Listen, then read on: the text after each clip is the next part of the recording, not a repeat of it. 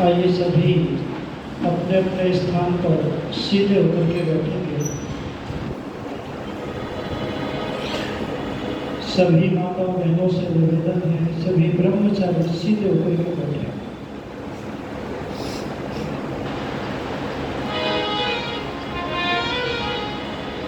अपनी वाणी को पवित्र करते हुए, अपने मन को एकाग्र करते हुए, बाहर से अपने मन को हटा करके परम पिता परमात्मा के सुमिरन में उस ईश्वर के चिंतन में अपने मन को टिकाने का प्रयास करेंगे। और मेरे साथ मिलकर के सभी पवित्र ओम का गान, पवित्र ओम का जप अत्यंत श्रद्धा और प्रेम के साथ मिलकर के सब करेंगे। लंबा गहरा श्वास भरेंगे सभी।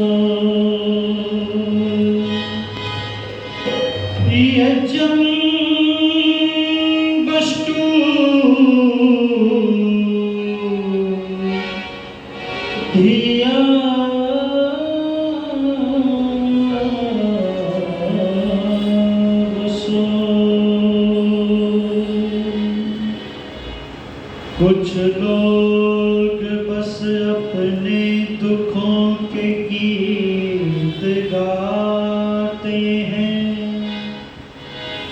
होली हो या दिवाली सदा मातम मनाते हैं।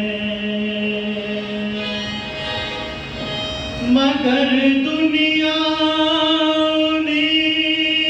की रागनी पर झूमती हरदम, जो जलती चिता पर बैठ कर वीणा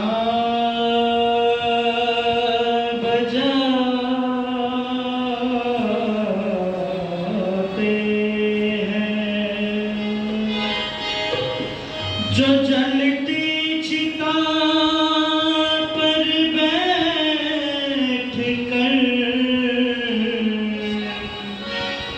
वीणा बजाते हैं।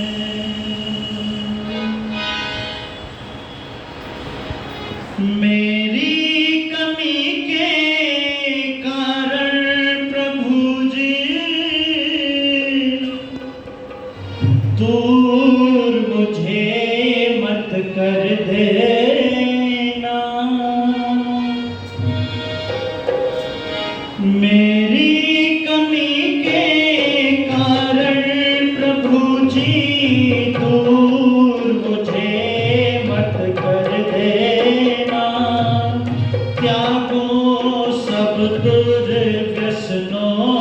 को ऐसा प्रभु जी भर देना। मेरी कमी के कारण प्रभु जी दूर मुझे मत कर देना। त्यागो सब दुर्व्यसनों को ऐसा प्रभु जी भर देना। मेरी कमी के कारण प्रभु जी दूर मुझे मत कर देना। त्यागो सब दुर्व्यसनों को ऐसा प्रभु जी भर देना। त्यागो सब दुर्व्यसनों को ऐसा मुझको भर देना। न खाली हाथ गया पहले, न खाली हाथ में आया हूँ। न खाली हाथ गया पहले, न खाली हाथ में आया हूँ। अपने कर्मों की जो गठरी है उसे संग में रख कर लाया हूँ। अपने कर्मों की जो गठरी है उसे संग में रख कर लाया हूँ। संग में रख कर लाया हूँ। भोग भोग खुशी से सारे शक्ति है ईश्वर देना। त्यागो सब दुर्व्यसनों को ऐसा प्रभु जी भर देना। मेरी कमी के कारण प्रभु जी दूर मुझे मत कर देना। त्यागो सब दुर्व्यसनों को ऐसा प्रभु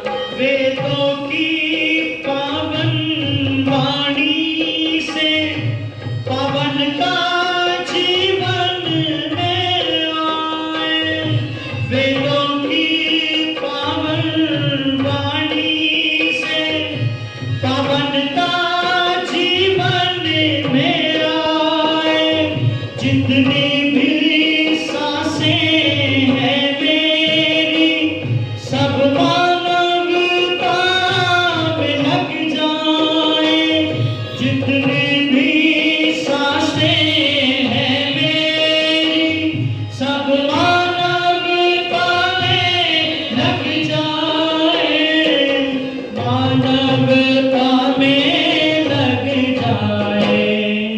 शूल नहीं एक फूल बनाकर मुझ में सुगंधे भर देना, त्यागो सब तुझे व्यसनों को, ऐसा प्रभु जी भर देना।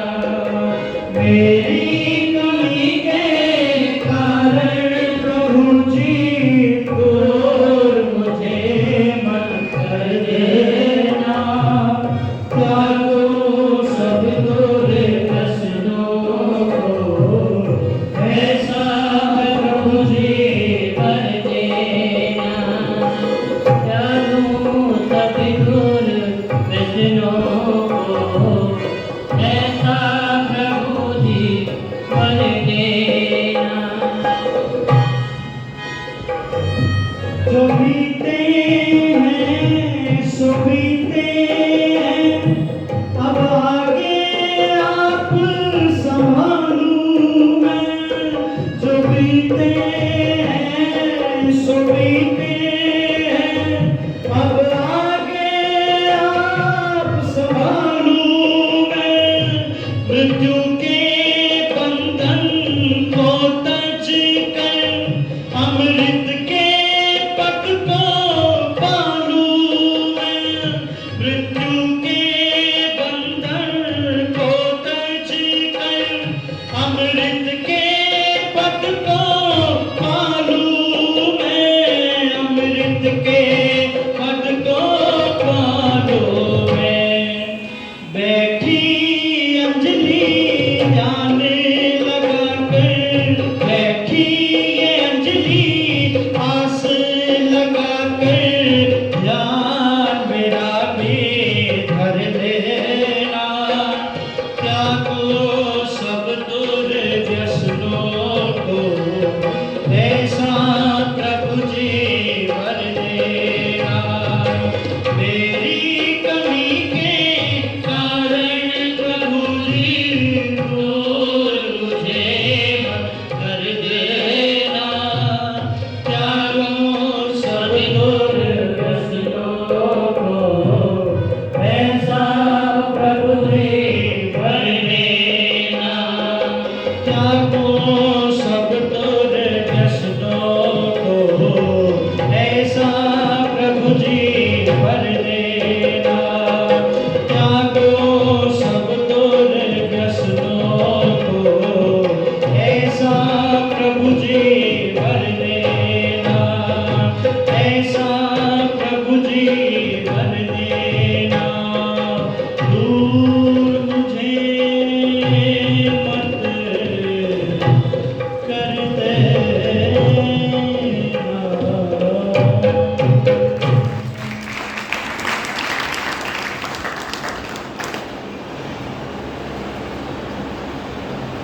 आर्य समाज के इस पावन मंच पर उपस्थित है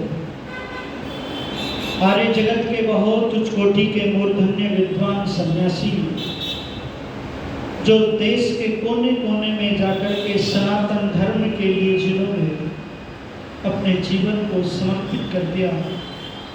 ऐसे भगवान के भक्त स्वामी सच्चिदानंद जी महाराज हमारे मध्य में उपस्थित है। बहुत उच्च कोटि के विद्वान साधक आदरणीय श्री ब्रह्मानंद सरस्वती जी, अभिजीत के बहुत सुंदर भजन हमने सुने।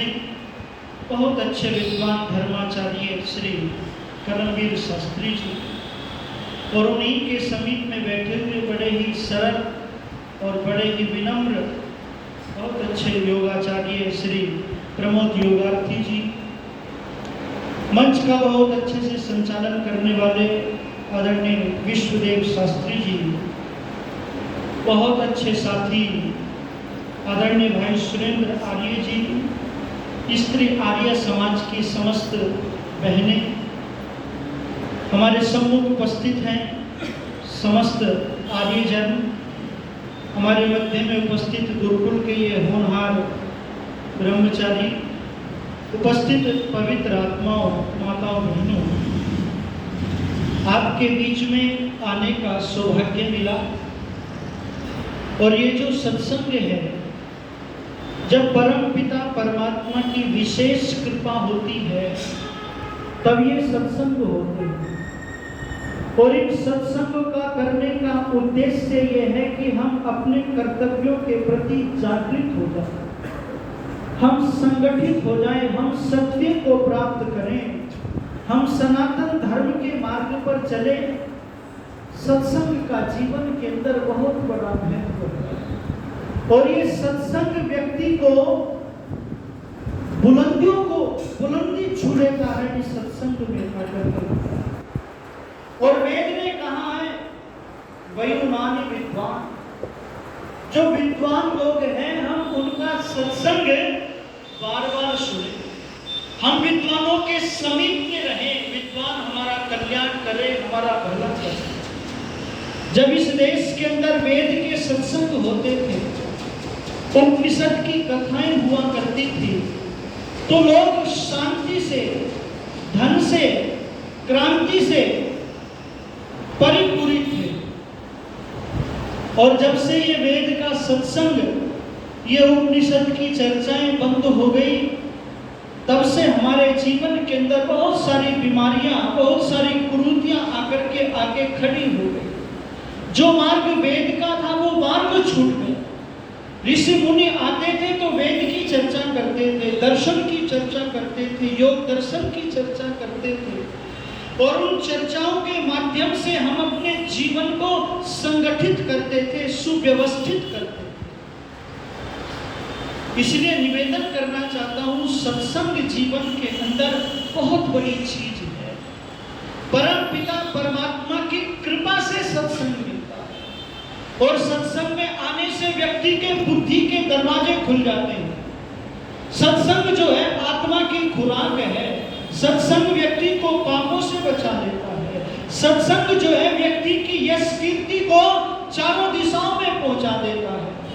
तो सत्संग व्यक्ति का कल्याण करता है, उद्धार करता है।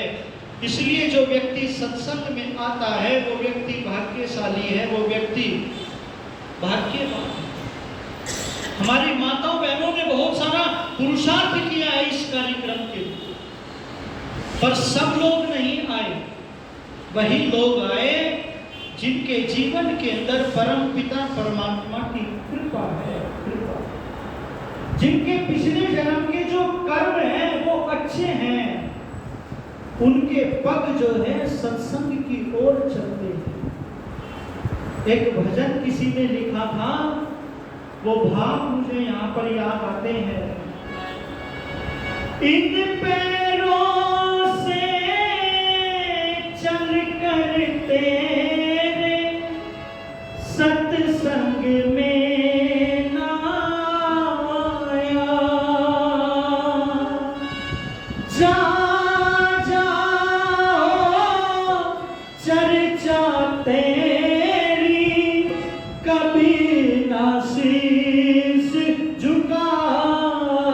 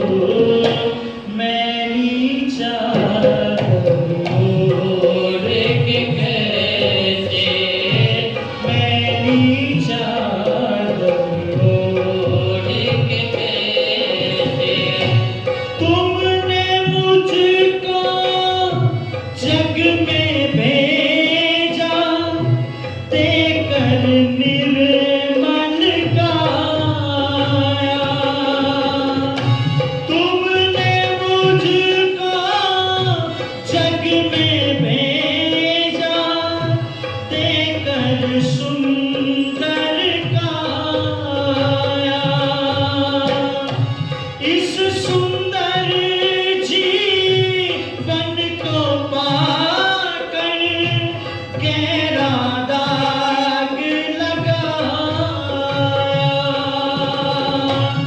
इस सुंदर जीवन को पाकर गहरा दाग लगाया।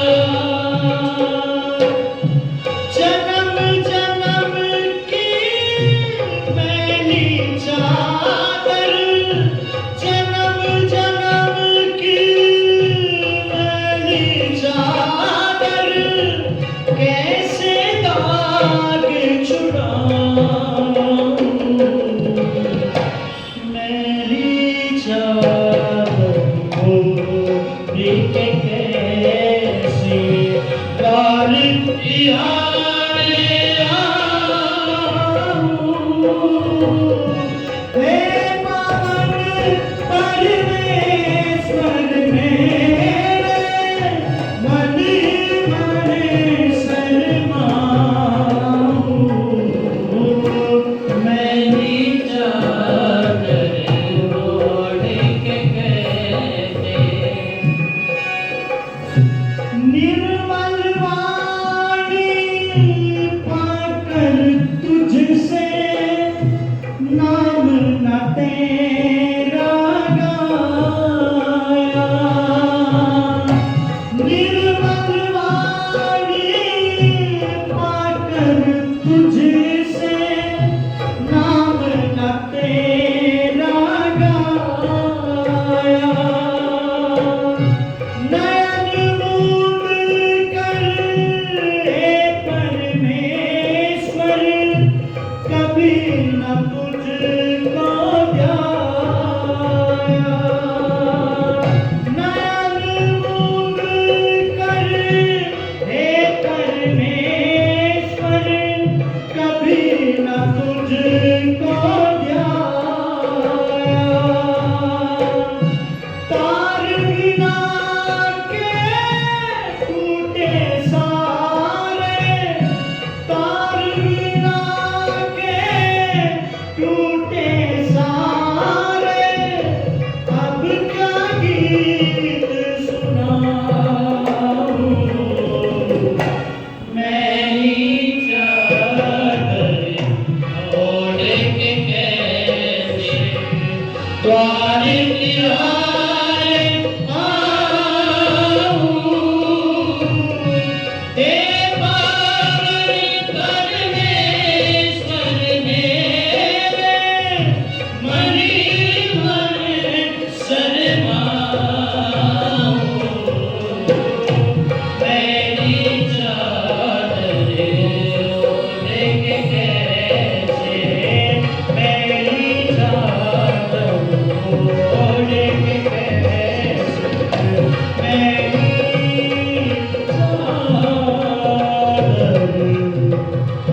ओढ़ के कैसे।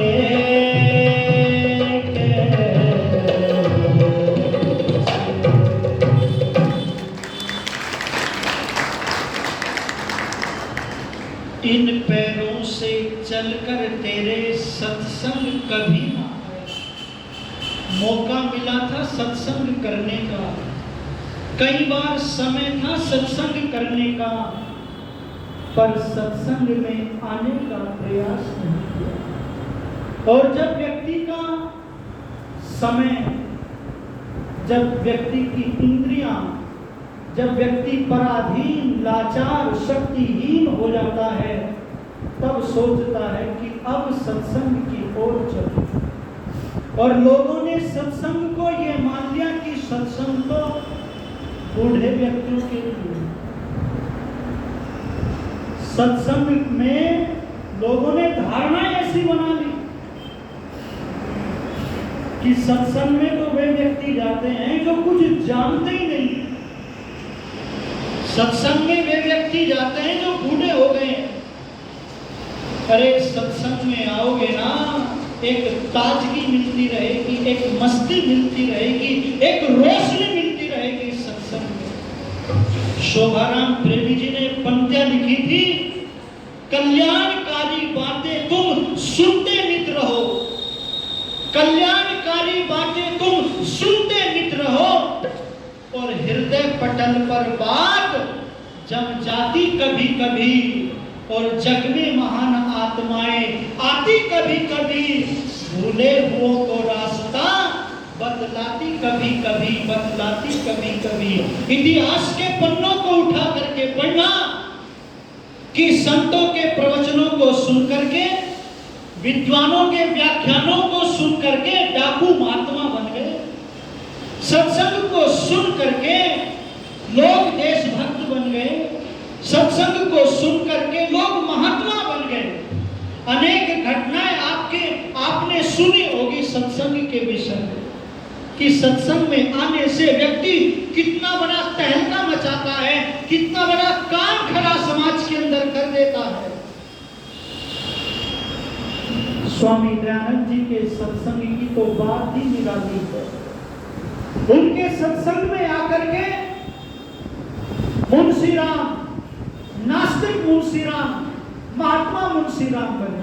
महात्मा मुंशीराम ही नहीं, स्वामी श्रद्धानंद जी बने।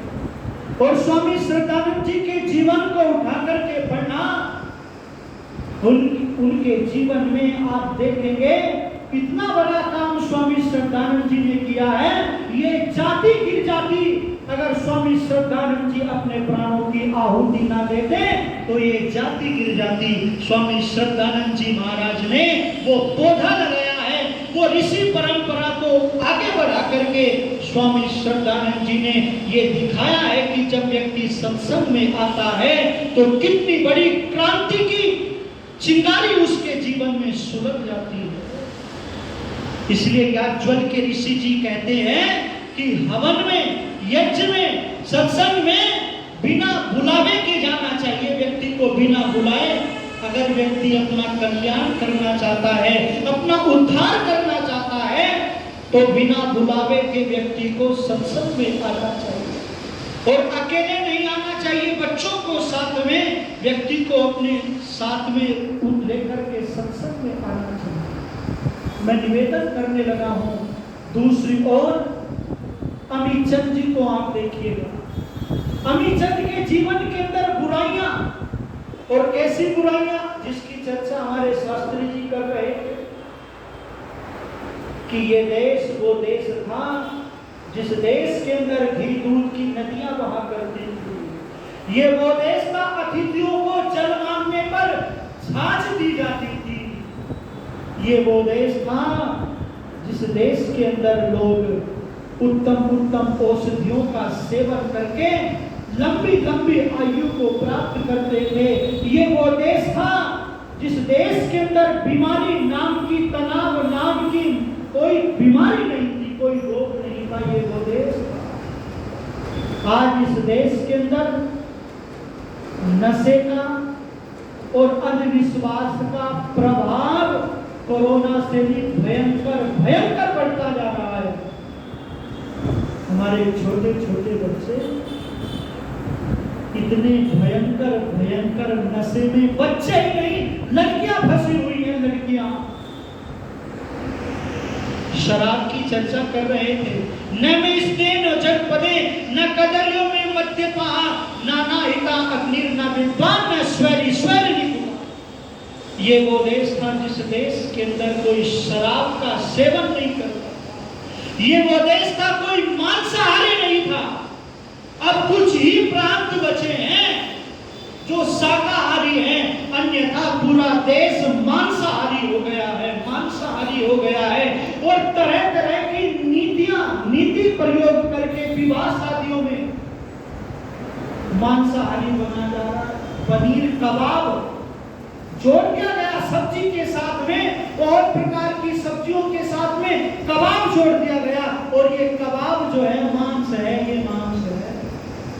निवेदन करने लगा हूं, इस देश के अंदर कोई मांस, कोई जुआ, कोई शराब, कोई कंजूस, कोई अनपढ़, कोई मूर्ख नहीं था। विद्वान लोग थे, विद्वान लोग, ज्ञानी लोग थे, धर्मात्मा लोग थे, सदाचारी लोग थे, शाकाहारी लोग थे। और आज स्थिति ये हो गई है हरिओम पवार जी ने पंक्तियां लिखी थी, हम सिंहासन चला रहे हैं राम राज के नारों से, पर मदिरा की बदबू आती संसद की दीवारों से, पर मदिरा की बदबू आती संसद की दीवारों से। ये सत्संग जो है व्यक्ति को दुर्व्यसनों से बचा लेता है, दुर्गुणों से बचा लेता है और बुराइयों से बचा लेता है। व्यक्ति के जीवन के अंदर गुणों को भर देता है, अच्छाइयों को भर देता है। अमीचंद का चर्चा कर रहा था मैं, अमीचंद की।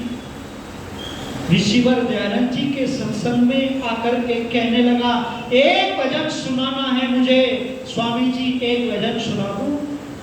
तो स्वामी जी ने कहा, हाँ सुना दो। भजन सुनाया और भजन भी बड़े गजब का सुनाया, बड़ी कोकिला सी आवाज थी, बड़ी आवाज का धनी व्यक्ति था। भजन सुना करके बैठा, ऋषि का व्याख्यान हुआ। लोगों ने कहा, स्वामी जी आर्य समाज के अधिकारियों ने कहा, ये व्यक्ति मंच पर बैठने का अधिकारी नहीं था, ये व्यक्ति तो दुराचारी है, ये व्यक्ति शराबी है, शराबी। इसने अपनी पत्नी को घर से विदा कर दिया, एक वेश्या को ला करके रख दिया। ये शराब पीता है स्वामी जी, ये गलत व्यक्ति है, इसको आपने भजन गाने का अवसर नहीं देना था। तो स्वामी जी ने कहा, कोई बात नहीं। अगले दिन फिर सत्संग सजा, फिर ऋषि दयानंद जी पधारे, फिर वो युवक खड़ा हो गया और कहने लगा, स्वामी जी एक भजन सुना दो। तो स्वामी दयानंद जी ने फिर कहा, हाँ सुना दो। फिर उसने भजन सुनाया और जब भजन सुना करके लोगों जाने लगा ना, तो उसकी नजर में नजर मिला करके एक बात कह दी, ओ अमीचंद तुम हो तो हीरे पर कीचड़ में पड़े हुए हो, कीचड़ में पड़े हुए हो। बस माताओं बहनों, यही बात हृदय पटल पर जम गई, दस्तक दे गई कि एक योगी ने, एक सन्यासी ने मुझे हीरा कह दिया, पर कीचड़ क्या है? तो देखता है कीचड़, कीचड़ तो ये शराब की बोतलें हैं, कीचड़ तो ये वेश्या हैं, उन सबको घर से विदा कर देता है और अपनी पत्नी को लेने के लिए चल पड़ा। हाथ जोड़ करके अपनी पत्नी से कहता है कि अब अपने घर को संभाल लो, अब मैं पूरी तरह से बदल गया हूँ, अब मैंने सारी बुराइयों को, सारी आदतों को, सबको छोड़ दिया है। अब मैं भक्त अमीचंद बन गया हूँ, भक्त अमीचंद बन गया हूँ। और आर्य समाज का वो पहला भजनोपदेशक जिसने गली गली में जाकर के ईश्वर भक्ति के भजन सुनाए, जिसने गली गली में जाकर के ऋषि का संदेश दिया। निवेदन करना चाहता हूँ, सत्संग का ही तो प्रभाव था, सत्संग का। इसलिए धर्म प्रेमी बंधुओं, माताओं, बहनों, ये सत्संग वेद का है, ये सत्संग सनातन धर्म का है। इस सत्संग में आकर के व्यक्ति को रत्नों की प्राप्ति होती है। इस सत्संग में आकर के व्यक्ति को प्रकाश मिलता है, प्रकाश बुद्धि के दरवाजे खुलते हैं, मस्तिष्क में एक अलग सा जो है प्रभाव आ जाता है। और सत्संग तो वेद का है, सत्य का है। बहुत सारे सत्संग इस देश के अंदर हो रहे हैं, पर सत्संगों के नाम पर अंधविश्वास परोसा जा रहा है। सत्संग के नाम पर लोगों को गलत मार्ग पर ले जाया जा रहा है। सत्संग के नाम पर लोगों को कुसंग परोसा जा रहा है, अंधकार दिखाया जा रहा है। मैं निवेदन करने लगा हूँ, कवि रत्न प्रकाश जी ने पंक्तियां लिखी थी कि सत्संग तो एक नौका है, सत्संग तो एक तीर्थ है, जिसमें आकर के व्यक्ति तर जाता है, तर जाता है। और बहुत सुंदर पंक्तियां, सत्संग हरि कथा में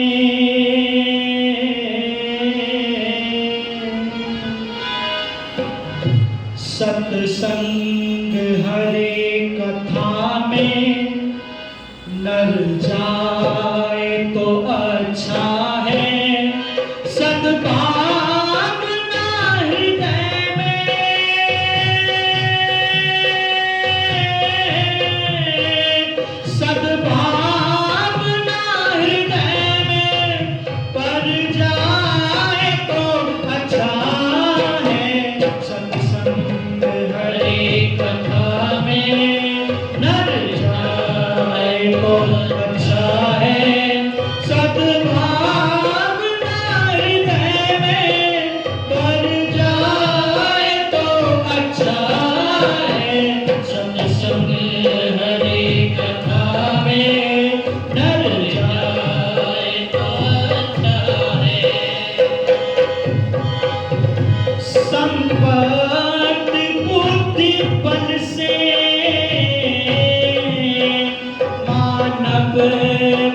वसुंधरा पर संपत्ति बुद्धि बल से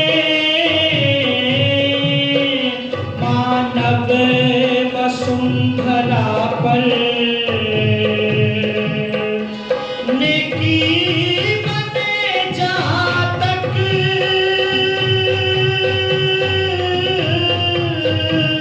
नेकी बने जहाँ तक कर जाए तो अच्छा है सत्संग हरे कथा में नर जाए तो अच्छा है सद्भावना हृदय पर जाए तो अच्छा है सत्संग हरे कथा में नर जाए तो अच्छा है करके कुकर्म कुल को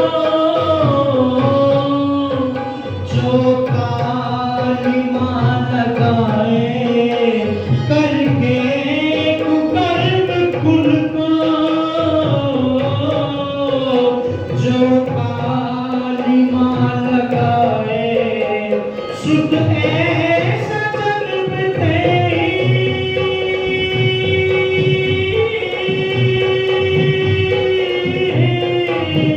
सुध ऐसा जन्म मर जाए तो अच्छा है सत्संग हरि कथा में नर जाए तो अच्छा है सद्भावना हृदय में सद्भावना हृदय में बढ़ जाए तो अच्छा है सत्संग हरि कथा में बढ़ जाए तो अच्छा है लेकर प्रकाश आश्रय प्रभु भक्ते नाव काहे लेकर प्रकाश आश्रय प्रभु भक्ते नाव काहे भव सिंधु अति अधम नर भव सिंधु अति अधम नर तर जाए तो अच्छा है सत्संग हरि कथा में नर जाए तो अच्छा है सद्भावना हृदय में सद्भावना हृदय में बढ़ जाए तो अच्छा है सत्संग हरि कथा में नर जाए तो अच्छा है सद्भावना हृदय में सद्भावना हृदय में बढ़ जाए तो अच्छा है सत्संग हरि कथा में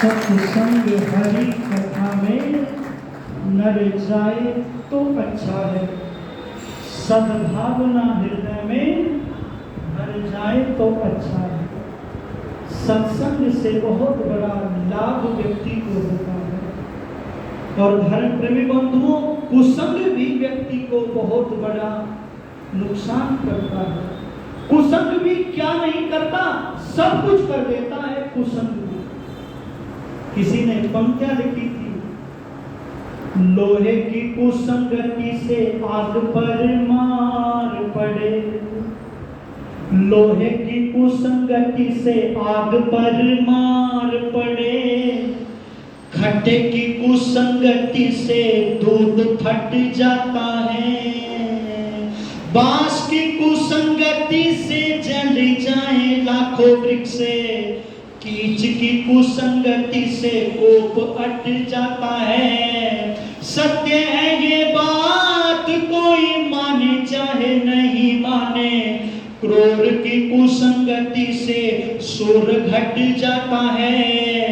निर्धन कभी देखा है विचार कर बार बार। निर्धन कभी देखा है विचार कर बार बार। नीच की कुसंगति से मान घट जाता है। नीच की कुसंगति से मान घट जाता है। नीच व्यक्ति का संग करने से व्यक्ति का मान घट जाता है। गलत स्थानों पर जाने पर भी व्यक्ति के जीवन के ऊपर दोष लग जाता है। गलत दुर्जन व्यक्ति का संग करने से व्यक्ति के जीवन के अंदर अपयश लग जाता है। व्यक्ति गलत काम करने के लिए तैयार हो जाता है। नीतिकारों ने कहा, पितामह भीष्म ने दुर्योधन का संग किया और दुर्योधन के साथ में विराट के यहाँ पर गाय चोरी करने के लिए पितामह भीष्म को भी जाना पड़ा। तो निवेदन करने लगा हूं कि यदि दुर्जन व्यक्ति का हम संग करेंगे तो जीवन के अंदर बुराइयां आ जाएंगी, दोष आ जाएंगे। बाबा तुलसी ने रामचरितमानस के अंदर चौपाई लिखी, बरुबलवास नरक कर त्राता, न दुष्ट संग जनी देहि विधाता। सांप जब काटेगा, जब उसके ऊपर पैर रखा जाएगा, बिच्छू भी तभी काटेगा जब पैर रखा जाएगा, पर दुर्जन व्यक्ति पग पग पर जो है काटता है, जग काटता है। दुर्जन व्यक्ति का संग जीवन का पतन कर देता है, जीवन को अवनति की ओर लेकर के जाता है। इसलिए वेद का मंत्र कहता है, स्वस्ति पंथा मनुचरेम सूर्या चंद्रमसा विवा पुनर्दता घृता जानता संग में मही। जो ज्ञानी लोग, जो विद्वान लोग हैं, जो दानी लोग हैं, जो वीर लोग हैं, उन लोगों का हम संग करें। उनके साथ में हमारी मित्रता, उनके साथ हमारा उठना और बैठना होना चाहिए। करमवीर जी बहुत सुंदर सी चर्चा कर रहे थे, वीरों का संदेश दे रहे थे। ये धरती वीरों की है, शूरमाओं की धरती है। वीर भोग्य वसुंधरा, ये धरती वीरों की है। ये वो धरती है कि धड़ अलग से धड़ अलग हो गया और तलवार चलती रही। ये वो धरती है जहां पर राणा सांगा के शरीर पर अनगिनत घाव हो गए, पर शस्त्र चलता रहा, पर युद्ध लड़ता रहा। तो ये धरती शूरमाओं की है। जब हम वीरों का संदेश सुनेंगे तो जीवन के अंदर वीरता पैदा होगी। जब संतों का प्रवचन सुनेंगे तो भक्ति पैदा होगी। जब विद्वानों का प्रवचन सुनेंगे तो प्रकाश मिलेगा, प्रकाश मिलेगा। उद्यानम ते पुरुषम नाभयानम, उन्नति की ओर चलेंगे। स्वयं यजस्व, स्वयं जुजस्व। सत्संग में आने से ही तो मिलेगा, नहीं तो और स्थानों पर क्या मिलेगा?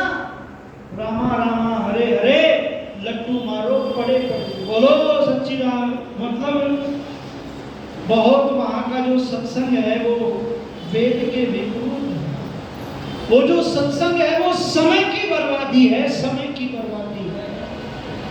इसलिए ऋषिवर देवदयानंद जी महाराज ने कहा था कि सत्संग तो वेद का है।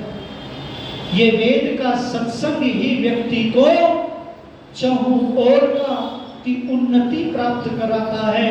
चहुं ओर का जो है आनंद सत्संग जो है व्यक्ति को देता है।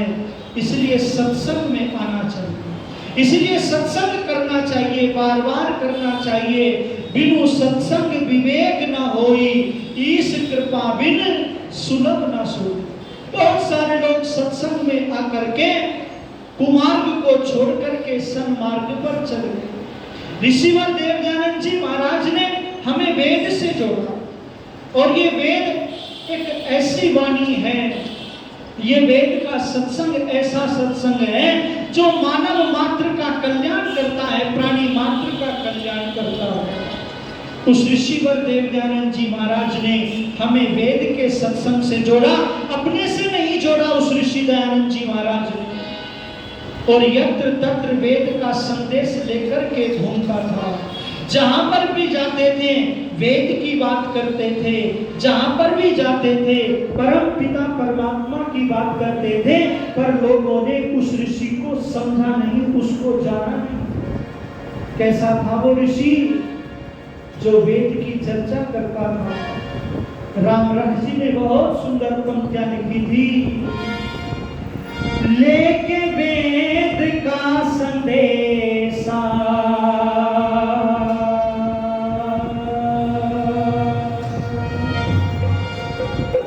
लेके वेद का संदेशा हर नगर में घूमता था। ऋषिदेव का था कैसा हर नगर में घूमता था। लेके वेद का संदेशा हर नगर में घूमता था। ऋषिदेव का था कैसा हर नगर में घूमता था। लेके वेद का संदेशा हर नगर में घूमता था।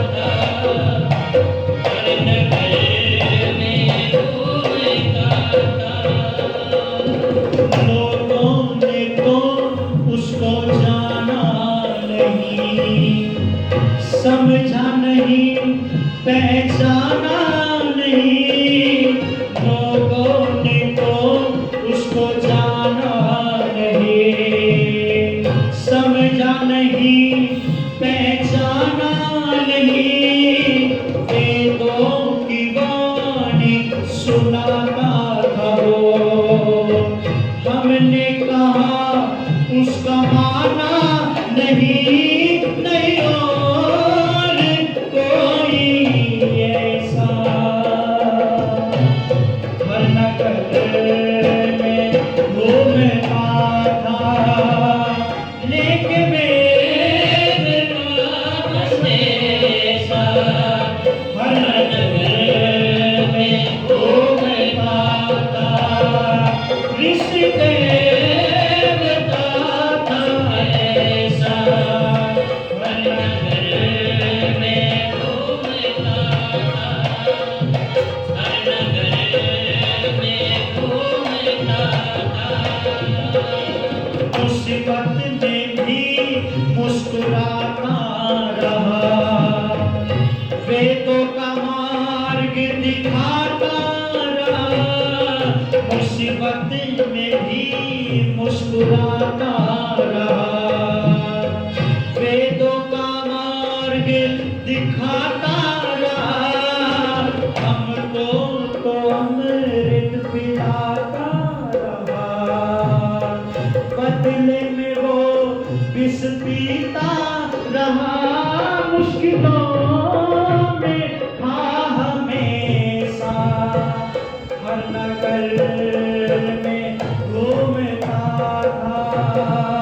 लेके वेद का संदेशा हर नगर में घूमता था।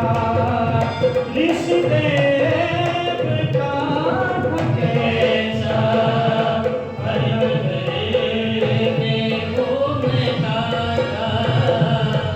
हर नगर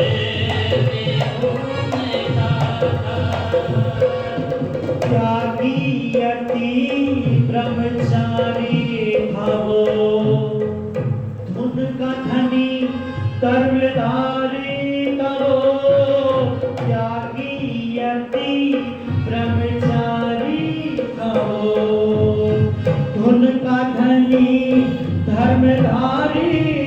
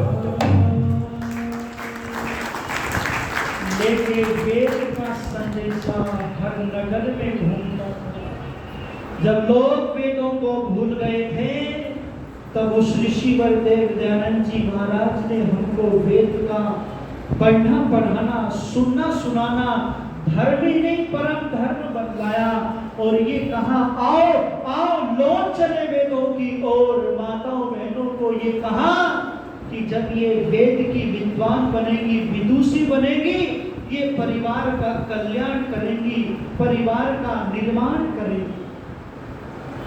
ऋषिवर दयानंद जी अपने सत्संग में महिलाओं की बड़ी प्रशंसा करते थे। महिलाओं के उद्धार के लिए, कल्याण के लिए विष के प्याले पिए ऋषिवर दयानंद जी। और आज के सत्संग यदि आप देखेंगे तो कोई ये कहता है कि इनको यज्ञोपवीत धारण करने का अधिकार नहीं है, कोई ये कहता है कि इनको गायत्री मंत्र पढ़ने का अधिकार नहीं है, वेद पढ़ने का अधिकार नहीं है। इनसे पूछो, अगर ये वेद नहीं पढ़ेंगी तो क्या कुरान और बाइबिल पढ़ेंगी?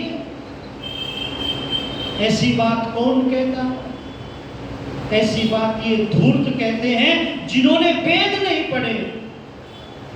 निवेदन करने लगा हूं, मातृ शक्ति के लिए ऋषिवर देव दयानंद जी ने एक वकील बनकर के वकालत की। स्त्री ही ब्रह्मा बहुविधा कहकर के स्त्रियों का मान बढ़ाया है, गौरव बढ़ाया है।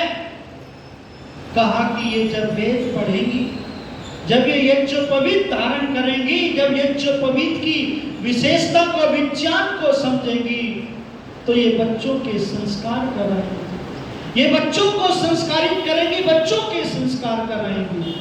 तो मैं निवेदन करने लगा हूं, ये वेद का सत्संग है और वेद परम पिता परमात्मा की वाणी है। और कैसी वाणी है? जन जन की कल्याणी है ये वाणी। जो इसको सुनता है, जो इसको पढ़ता है, वो अपना चिकित्सक बन जाता है, उसके मनोरथ पूर्ण हो जाते हैं। जो वेद माता की शरण में चला जाता है, इस सुता मया वरदा वेद माता प्रचोदयन्तम, पता नहीं क्या क्या अनमोल रत्न वेद माता हमारी माँ हमको देती है। इस माता का हम स्तुति करें, इस माता को अपने घर में स्थापित करें, हमारे घरों के अंदर वेद हो, हम वेद को पढ़ें। कपड़ों में हमने लिपटा करके रख लिए वेद, और उसके आगे माथा हाथ जोड़ते हैं, नतमस्तक होते हैं और ये समझ लेते हैं ये इसकी पूजा है। गीता को हमने लाल कपड़ों में लपेट करके रख लिया, ये पूजा नहीं है। पूजा है उसको पढ़ो, बच्चों को पढ़ाओ और तद अनुसार आचरण करके देखो तो जीवन में उन्नति होगी, जीवन का कल्याण होगा। इसलिए वेद में जो है मानव के विज्ञान की बातें लिखी हुई है, वेद में मानव के आचार की बातें लिखी हुई है, वेद में पुण्य की बातें लिखी हुई हैं, वेद में समग्र कल्याण की बातें निहित हैं। इसलिए वेद परम पिता परमात्मा की वाणी है। इसको पढ़ना और पढ़ाना पड़ेगा, इसको सुनना और सुनाना पड़ेगा। इसलिए बस चंद पंक्ति कह करके बस वाणी को विराम देता हूं। वेद ईश्वर का संगीत है, इसे हम सबको गाना पड़ेगा। वेद ईश्वर का संगीत है, इसे हम सबको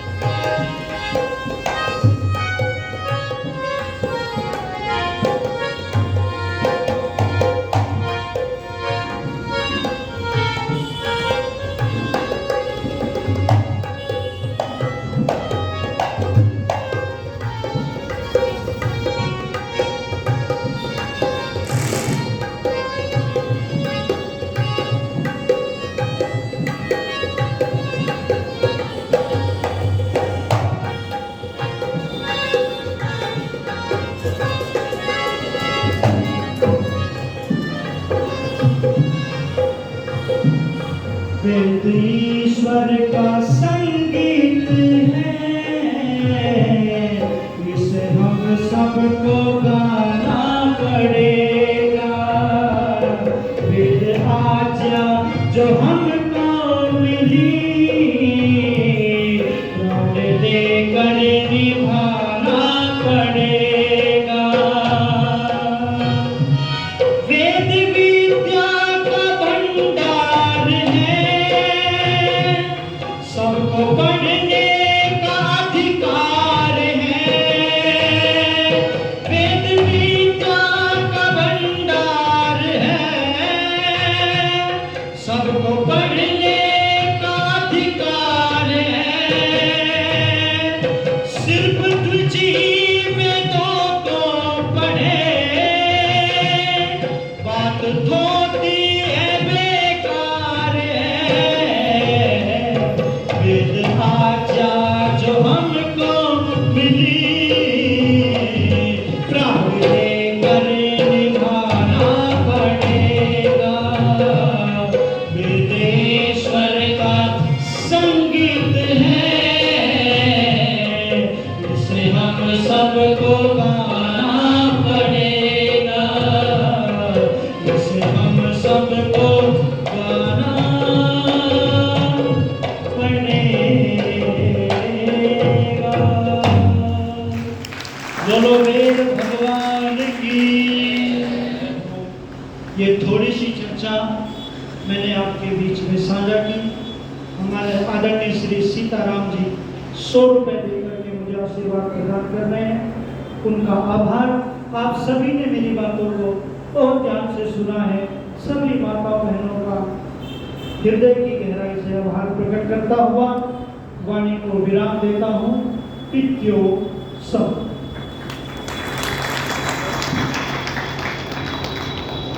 भाई मोहित ने अपने उद्बोधन में सत्संग के विषय में चर्चा की।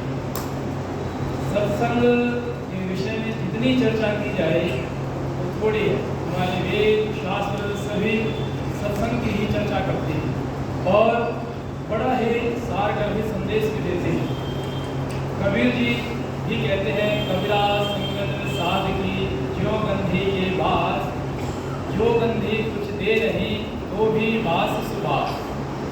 कहने का तात्पर्य है कि सत्संग के पास में जो सत्संगी व्यक्ति है, उसके पास बैठने मात्र से ही हमारे जीवन का कल्याण हो जाता है। तो हमें इस प्रकार के जो सत्संग हमारे स्थानीय आर्य समाजों के माध्यम से हम सभी को मिलते हैं, उन समय जाकर अपने जीवन को आगे बढ़ाना चाहिए।